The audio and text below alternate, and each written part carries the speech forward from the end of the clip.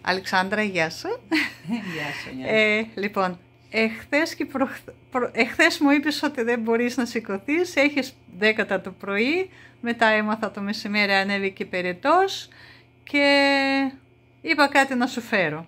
Πες μου τώρα εσύ. Λοιπόν, τι είχες πρώτα? Βασικά είχα ενόχληση στο λαιμό και μετά άρχισε και πονοκέφαλος και πυρετός. Ο πυρετός στην αρχή ήταν 10 και μετά εξελίχθηκε μάλλον πυρετός. Λοιπόν, τώρα αυτό το μπικουρούγκα, πώς το λέμε? Μπικουρούγκα, ναι. Ναι, μπικουρούγκα είναι μαγικό. Δηλαδή από τα πρώτα 2 που άρχισα να γλύφω, τα έβαλα κάτω από τη γλώσσα, ήδη μαλάκωσαν και πρόσεξε λίγο.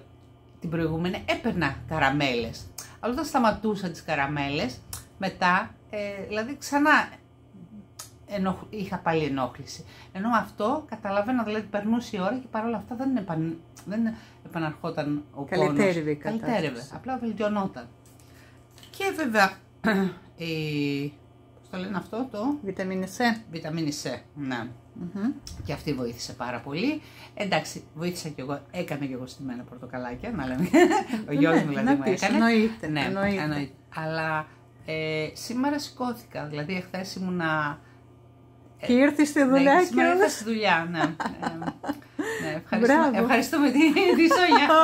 Αλήθεια, ευχαριστώ την Coral Club.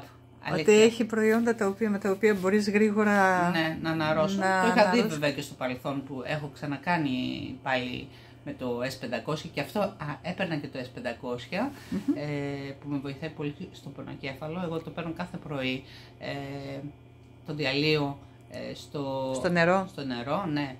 Είναι το καλύτερο παυσίπονο για μένα, δηλαδή έχω ξεχάσει τι θα πει πονοκέφαλος που είχα ημικρανίες χρόνια. Οπότε ξέχασα να πω ότι ήπια και ήπια ενισχυμένο, ήπια ένα το πρωί, ένα το μεσημέρι και τις 2 μέρες. Οπότε πήρες όλα ενισχυμένη δόση. Ναι. Το μπικουρούγκα πόσο έφαγες τη διάρκεια της ημέρας?